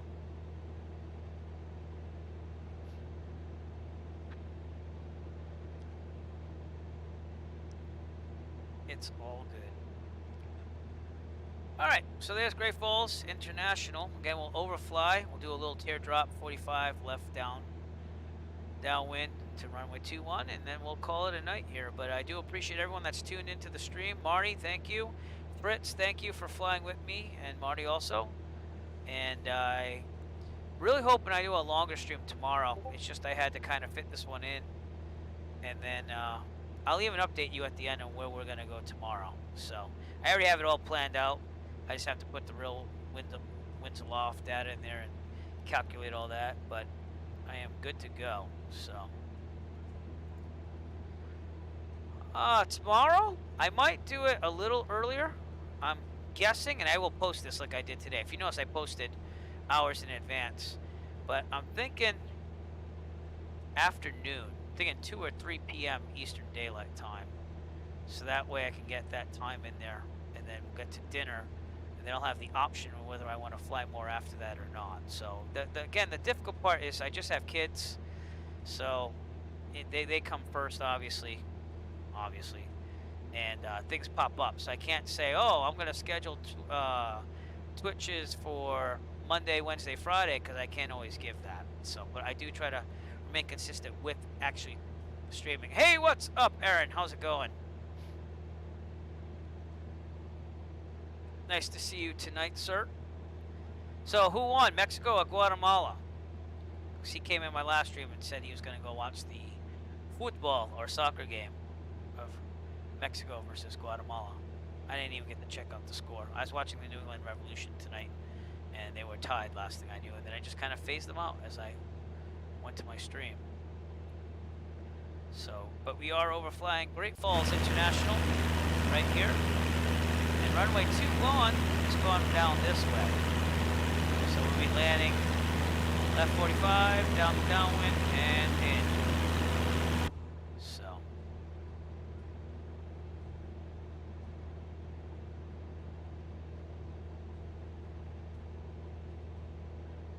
We're almost over the airport. And again, I would have expected better instructions from ATC to tell me where to enter on the left traffic pattern, but usually if they say something like that, you're on the other side and you know to go a 45 in, so.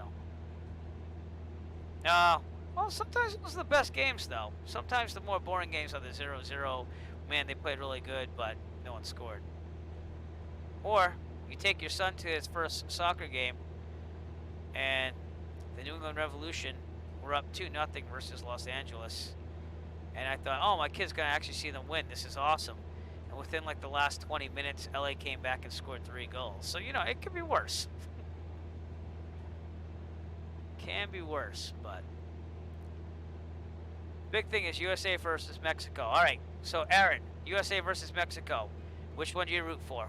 Who's in front of who? Because that'd be a tough one. I mean, it'd be easy for me because I'm not a Mexican fan, but it depends on who you'd go for.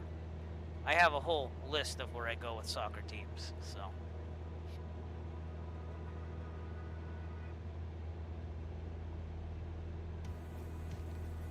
Ah, well, it depends. Yeah, you know, because sometimes there's some great goals in those high-scoring ones too, though. All right, we're currently over the airport, and again, 2-1 this way. Yeah, that is true. That is true.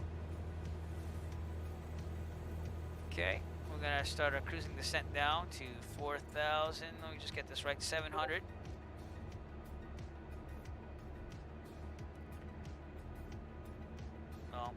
My teams go United States because you have to hometown, country, home country, if you will.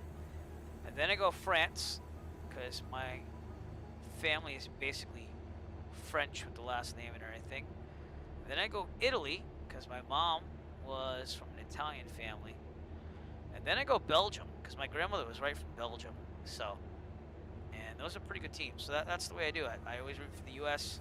Then when they usually get knocked out first round or something like that, then I go for France and everything. I'm a fair weather fan because of that, but I'm really not. I would root U.S. the whole time if they actually made it. Like the last time I was really excited for the U.S. was in 2002. That was an exciting World Cup. So, all right, we're gonna do a teardrop here to the right, and then hopefully get down here. Soccer is now, but growing up, hockey was my religion, and I could still watch a hockey game.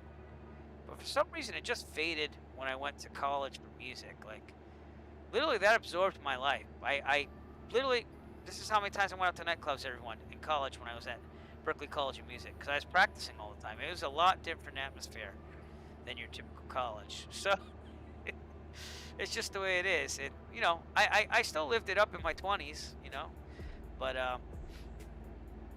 it was it was a passion thing. It's always been a passion thing. Flying's a passion. Being creative's a passion. So I've just always been kind of an oddball, I guess, compared to a normal human being, if there's even a thing called normal, which I don't think there really is in this life. There's the airport. Get down to 4,700. Let's try to descend up kind of high here. But we're on the 45. We'll make a downwind, and eventually we'll be down there enough.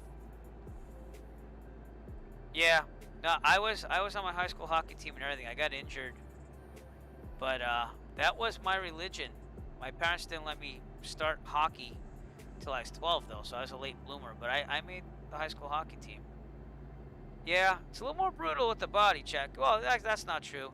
I've seen some gruesome injuries in soccer, but it's funny because with soccer, I was coaching my kids' team, and brought back a lot of memories. I was a pretty good soccer player young, but there was no professional league in the United States back then, so I kind of gravitated towards hockey. Just, you know, it does help. So, all right, we're on left downwind for runway 21.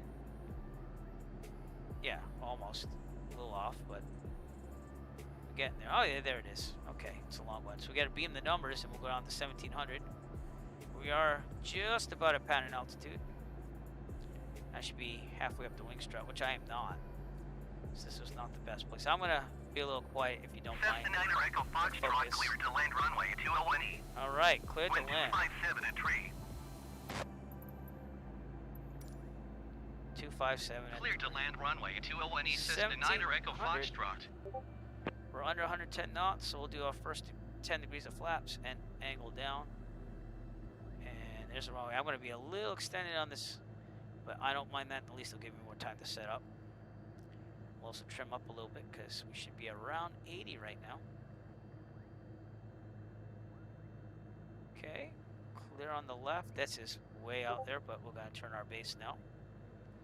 Rocket League, I do not have, believe it or not. So maybe someday we can. I'd have to download it, and actually, I've never really played it before. I know what you're talking about, but I've never really played it before. So, but it's something we could set up maybe. We'll see what we could do in the future. So, my son just got into Universe Sandbox, so he's deep into that. So he uses my, or I should say, well, it is my computer, but he helped me build it, so I have to give him time on it. So, yeah, I know exactly what it is. It's like RC cars with soccer. Yep. So, I'd have to get acquainted with it first. I should also be at 1520 degree flaps here. So, 20 degrees. There we go. And we're way far out, so I have a feeling I'm going to have to ride the RPMs a little bit more. We should be about 70, not 65. He likes Universe Sandbox, which is basically all about planets, and like you can crash the sun into the Earth, and then you could change the composition of planets and make a whole different solar system. So he was pretty good this week with his school. He's doing remote learning, so I figured, hey, why not? I mean, the kid's got it rough. Both his parents are teachers, so he can't really get out of Zoom meetings and stuff like other kids do, you know. But he's only 7, so he's pretty smart for a 7-year-old. Okay, we will go full flaps as we get closer here, but I wish I had a little more viewpoint to the runway here. This wasn't the best setup, so I apologize. We are fixing that. Okay, angle down, trimming down slightly. And full flaps. Should be about 65, 60. Trim down a little bit more. And got my airport diagram out. 2.5 means the winds are from my right. Dip the wing in there a little bit. We'll ride it to the runway. Here we go, everybody.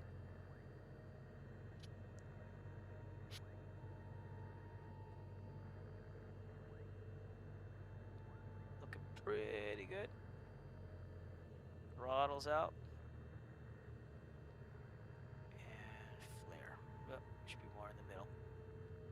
I am not. I am using XSplit VCam, which is a virtual background thing. So it's kind of like Niner Echo a virtual Foxtrot, green contact screen. ground on ONE 21.7.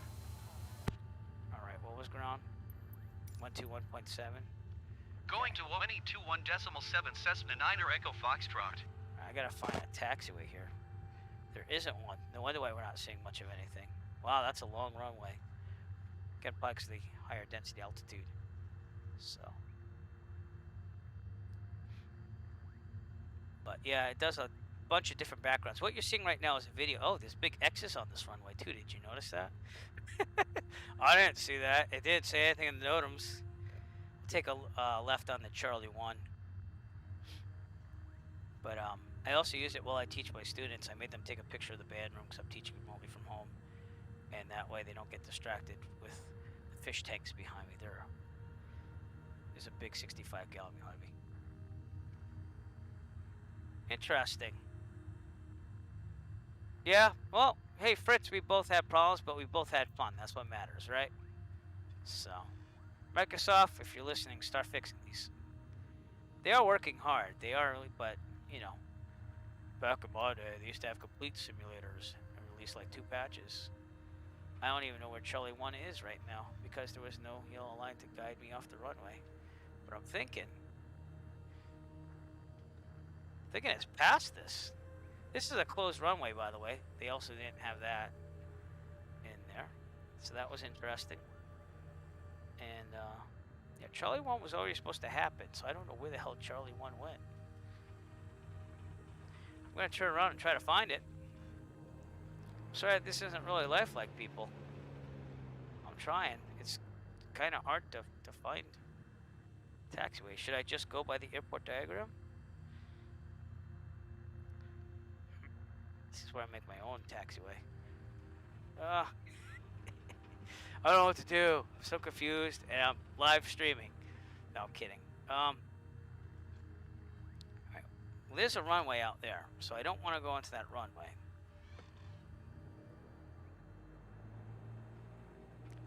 So, let me look out here again. This is so confusing. All right, I'll switch to taxi. I mean, ground. I'll taxi to parking. Great Falls Ground Cessna November 489 or Echo Foxtrot request taxi to parking. Yeah, this is not. Cessna November This is not good. 489 Echo Foxtrot taxi to general aviation parking by taxiway cross runway tree 5. I gotta go daytime here. I can't see anything. Bravo Alpha cross runway 21 Alpha. Yeah, I'm just gonna make my own way to parking. So, because this is terrible. Everyone, if you go to Great Falls, this is Taxiing to general aviation closed down. parking by a They didn't have any taxiway lights cross there. runway Well, tree they 5 did, cross but you runway couldn't 8 really cross make it runway out. 21 Bravo Alpha cross So that's runway weird. 21 Alpha Cessna 9 Echo Foxtrot. All right, Charlie 1. That was. See these taxi lights? This drives me up the wall. That drives me up the wall. I've reported that to Microsoft like 5 million times. This isn't lined up with the airport diagram on the GPS. So, but we will make our way over there. Let's see. Customs. I guess we go to the hangars. There's a Montana hangar, and there's an Air National Guard. Oh wait, no, that is the Air National Guard. Yeah, I guess we go to the terminal. I guess there's no other place to go. I didn't just pass the taxiway, did I? No. There's supposed to be one. Bravo 4. Oh, I got this. I just gotta do this, but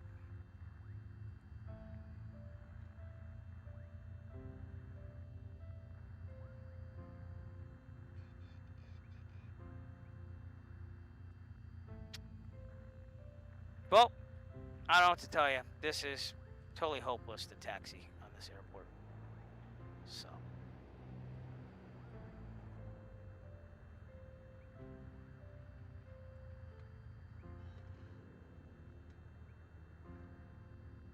This is supposed to be a closed taxiway, which it probably is, but the runway was closed anyways too, so what the heck, right? That is insane. It also shows that it's disconnected from this runway ahead of us, which I don't see that right now. But this is very not realistic, and we're just going to go with it. So I'm sorry. I do aim for realism, but it's just not going to happen today. And it's hard to pick out airports on these around the USA flights because there's only so many here in the Midwest. So, I don't know. Yeah, we might.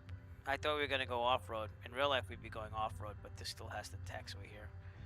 So, left, right, we're clear. Keep going. I see Cheese Cub over there. So, interesting. And if I go straight, I should go Alpha 3. Which will be towards the terminal, which are all the planes are over there, but where would the general aviation go? To the left or the right? Well, it looks like there's some over there. So I might follow that. There's also some to the right, though. It says Air National Guard hangar. It says Montana Air National Guard and Air National Guard hangar over there. So I'm going to go to the left. And we'll park over there. Just towards U.S. Customs. Well, that was interesting. It kind of reminds me of Worcester with the terminal over here, and then you have some parking over here. Oh, cool. All right, do that. That's the only way my son was able to see me fly, because, again, he's not allowed to fly with me. First flight. Echo Foxtrot, hold position, caution, other traffic. Uh-oh. Uh-oh. I'm holding, but I don't see any other traffic. This is also another thing that the sim does poorly. So I'll tell him I'm holding, but let's see if there's any traffic around me. Hold position, Cessna 9 or Echo Foxtrot. Oh, do you see anyone around me? Because I don't. I'm continuing on. I'm the rebel. I'm the guy that said, what was that with the airspace guy in Los Angeles there? They told him that they had a number. Let him know when it was. Yeah. There are a lot of bugs. And it's sad because some airports are better than others. I went and downloaded a bunch of freeware scenery, and that went pretty well. Echo Foxtrot, continue taxi. See, now he's got time to continue, even though I basically broke like the whole rule of law there with air traffic control. Well, I hope. And they also said, and I don't know if Fritz is still with us, but they're going to bring more functionality to the GPS, even though they weren't, because they were going to leave that for third-party developers. Echo Foxtrot, acknowledge last transmission. All right, fine, I will. Jesus. I'm already here. Roger, Cessna 9 or Echo Foxtrot. All right, good enough. So they decided they're actually going to try to do their thing. But anyways, I was so flustered, I didn't even do my checklist off the runway. But I did flaps up. I didn't turn the strobes off, though. I didn't check to see the trim was in there, but it is. So that's what I'm talking about. Yeah, the G1000. They're going to go all out, they said now. So we'll see. ELT verify silent. Avionics off. Let's turn off all lights except for beacon at this time, because the engine's still on. Mixture fully. Now, mags off, master off, beacon off, and parking brake. Something we almost never ever put on because it's hydraulics, and if you have even a small leak, it's going to leak out all the hydraulic fluid. So, but let's look at let's look at this airport a little bit, and then I'll tell you where we're going if you're joining me tomorrow, and I am able to do that, which I most likely am, at around 2 to 3 p.m. Eastern Daylight Time. I will post to various places on Discord and also wherever I can, but it looks pretty good. You know, again, why would they land you at a runway that's closed? I don't know, but they did. Unless I landed at the wrong runway, which maybe I did. Oh my God, I landed on the wrong runway. That's what happened. Oh my Lord, that was so bad. Oh, that was terrible. I could have sworn that was 2-1. Oh well, we'll go with it. It's been a night of surprises. So that's why we had all those issues going out there. But take a look at the airport still. I'm a little embarrassed, but I'll go with it. It's fine. And alright, let's load up where we're going. So I'll give you the whole grand tour of where we've gone with these around the USA flights here. So let me load it up in Sky Vector here. And getting there in 1 second. Alright, so to give you a scope of where we are in this whole thing, bring this over here. I started out in Plymouth, Massachusetts, which is my hometown airport for real. Went down the whole East Coast, went around here. Met Aaron right around here in the El Paso, Laredo area. And then we continued on to the west, all the way up the west, had tons of TFRs from the wildfires out there. And now we are right here in Great Falls, and we're going to go to Lewistown, but that's only 127 nautical miles, actually, so we might take that. Actually, I'm sorry. I know what I did now. 127 nautical miles to... Nope. Great Falls to Lewistown is only 82, so we're going to try to fly this all in one leg here. And that's going to be 270 nautical miles. Almost a 3-hour flight tomorrow. Great Falls to Lewistown to Glendive Airport, and we're going to end up there tomorrow. So that's what we're doing. And we are making our way back to the eastern part of the United States, and we'll end up in Plymouth again when we have done the whole flight. So that is the goal. It's gonna be probably till November. That's what I'm thinking. So there's no time frame on this, but it will be around the USA, and then we'll lay off that until next summer. I might do another one in a different way. So, but we still keep streaming and stuff. We'll still have some interesting flights to do. I still have the Virtual USA Flying Club. In fact, they have a fly-in coming on October 8th, I believe. It's gonna be like a poker run, where I pick up different poker cards as you land at airports, and the best hand wins an award. So feel free to check those out when we do it. And other than that, thank you for staying with me on the stream here. I know I had a technical difficulty there with the crash. Nothing I could do about that, and I appreciate you sticking around and watching. If you haven't already, push follow on the Eric Flight Twitch, as well as going to Eric Flight on YouTube, and subscribe and like. So subscribe and like. It will help me out immensely.